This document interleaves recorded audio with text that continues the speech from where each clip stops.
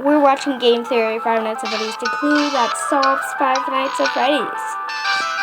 Actually, White watched this guy. Look at Marionette. He's in Internet, welcome to Game Theory, where, after months of intensive therapy, I'm back to finally put the original Fnaf tetralogy to rest. It's done. No more Halloween updates, no more Fnaf 5 rumors, and no more fan. Suck on the multi-bladed propeller of air. So shortly after my last Freddy Theory, I arranged a live stream with some fellow Fnafers to close the book on the series, and what happened that none of us expected. We have it, or we're back. No, not stream issues.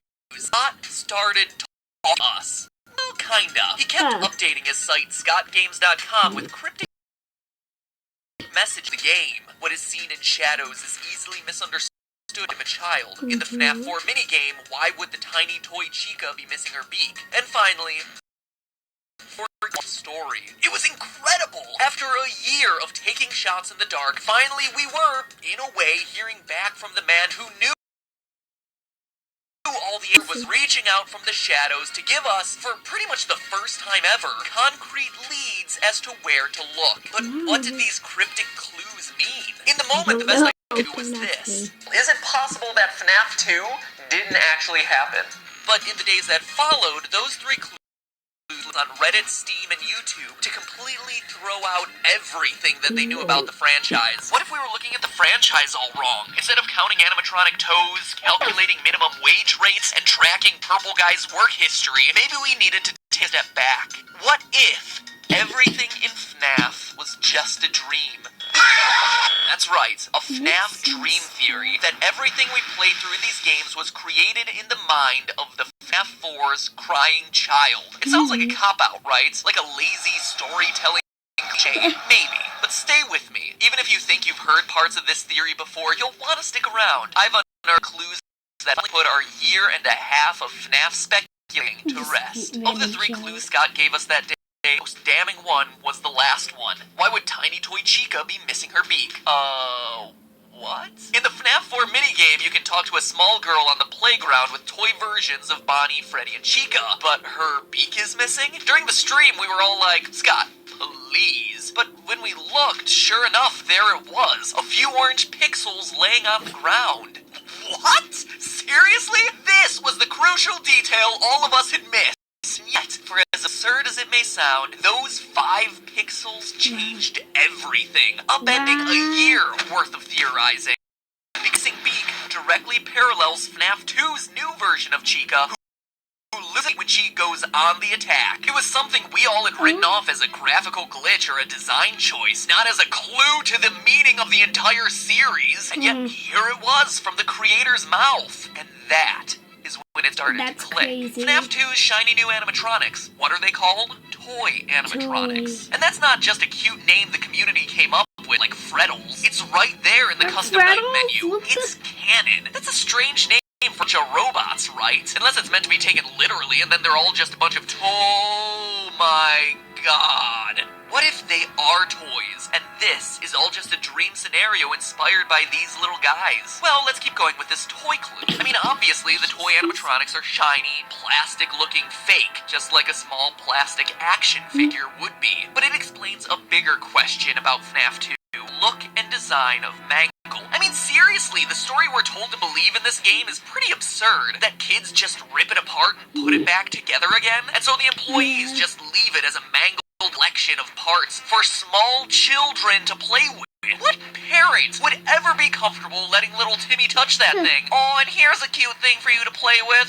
Oh my gosh, who could have seen that coming? But if we assume Fnaf 2 is in the mind of a child who has seen all these toys, Mangle makes a whole lot more sense. He's just a dismantled toy. Think about Sid from Toy Story, who fuses various toys together to create hideous abominations. This explains Mangle's 2 heads. I don't care how much you redesign Foxy, no one planned him to have 2 heads. In fact, note that Mangle appears in a girl's room.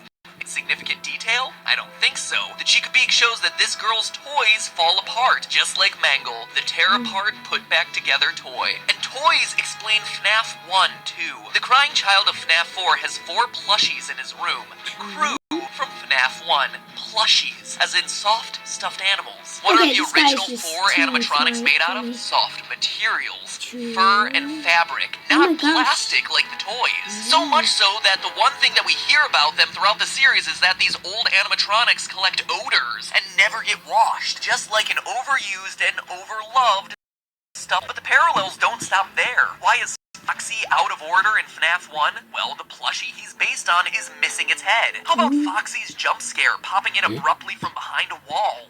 It's all similar to the way the brother scares the crying child throughout FNAF 4. In his Foxy mask, no less. And how's Golden Freddy fit into this? Well, in the hidden FNAF 4 Easter egg, we see on the TV that the show Fredbear and Friends features the Golden Fredbear alongside the core 4 of Foxy, Freddy, Bonnie, and Chica. That's your cast from the first game. The dream of FNAF 1 was inspired by this show and the plushies, hence it not containing any of the other animatronics. Even the fact that the child doesn't have a Golden Freddy plush, and that instead he has his imaginary friend, psychic friend Fredbear, who appears and disappears at will, directly references Golden Freddy's ghostly behavior in FNAF 1 and 2.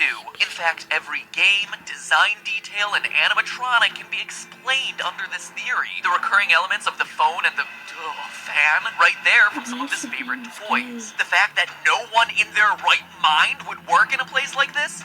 Dream. Firing an employee for something like odor? It's what employment is like. How about the weird metaphysical hoops that you have to jump through to access FNAF 3's minigames? Well, dreams have weird rules where dial codes into cinder blocks makes perfect sense. FNAF 3's Springtrap is directly inspired by the girl in her golden body finger puppet that pinches and traps her finger. The idea that the animatronics stuff you into suits comes from this girl spreading the urban legend that if you die, they hide your body and never tell. The naked endoskeletons come from his time trapped in the Balloon Boy is the dream version of this kid, excited to go to the birthday party. They even have a single balloon each. Even the oddballs of Shadow Freddy and Shadow Bonnie fit under this theory. They're the product of the crying child being freaked out by the shadows that Golden Freddy and Bonnie cast onto the wall. And while we're on the subject of shadows, Dream Theory even rolls up the purple guy. Let's pull in Scott's second clue. What is seen in shadows is easily misunderstood in the mind of a child. Yes, he could be referencing the shadow animatronics are literal shadows. What he's more likely referencing is purple guy helping a fellow employee put on the yellow suit. They're in a dark, shadowy room. So that's it for now, guys. This is part 1. Don't think it's over forever. Bye, guys. See you later. Sorry, it's not that boom, but you know, I've been tired. Well, deuces.